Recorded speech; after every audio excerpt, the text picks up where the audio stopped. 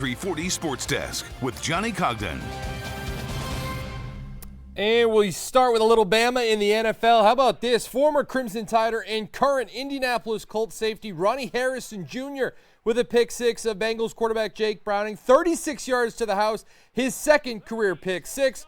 Wasn't enough, though, as Indy falls to Cincy by a final score of 34-14. Now, this was a big weekend of college hoops, and we'll start with Auburn, who on Saturday took the short trip to State Farm Arena in Atlanta to square off with Big Ten power Indiana. And after looking to be asleep for much of the first part of the game, well, Bruce Pearl's Tigers rallied, and in a big way. After trailing 16-6 to start, Auburn would go on a 42-12 run to sink the Hoosiers by a final score of 104-76, with 6 Tigers in double digits scoring. They'll get ready to head to Huntsville this Wednesday to take on 5-5 UNC Asheville. Now, Alabama was also in action Saturday, and they too had a date with a powerhouse Big Ten program as they squared off with number 4 Purdue in Toronto.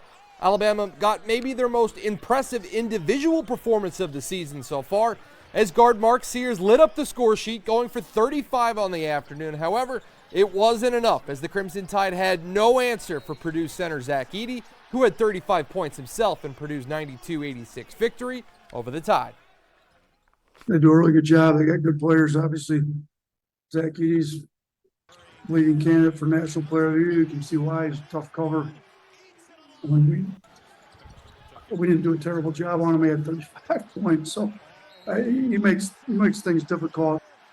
To the women's game now, where this afternoon we had an in-state battle inside Coleman Coliseum as Alabama squared off with visiting Samford. Early first quarter, Bama up 4-2, and they'll kick it to Loyal McQueen on the wing, and no one comes out to contest, so she'll let it fly and knock it down.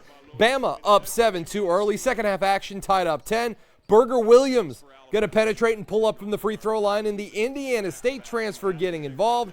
And then in the fourth quarter, well, this three would be no good, but there's Meg Newman on the spot. She cleans up the glass. A season-high 11 boards and puts that one home.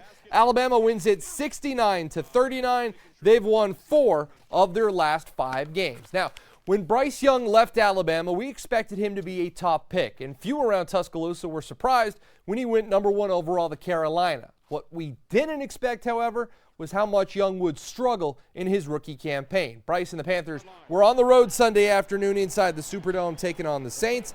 And from the get-go, well, Young was feeling pressure from all over. He would finish the day 13 for 39 for only 137 yards passing and no touchdowns on the day.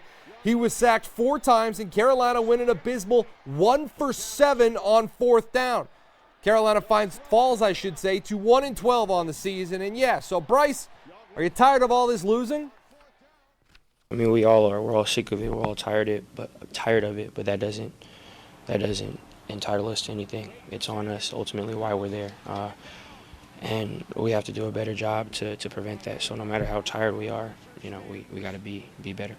Salt in the wound for Bama fans, Panther fans is just how good C.J. Stroud has looked in Houston. He was picked number 2 overall, and not only is he probably going to run away with the Rookie of the Year campaign, there's some people thinking he should get NFL MVP consideration. As good as he's been, Bryce hasn't had the hottest time. And again, it's not all his fault. There's not a lot to work with in Carolina, but it has not been a good rookie year for the former Crimson Tide quarterback. Hard times on the turf. What can you say? Hard times. Well, it's also getting colder around here.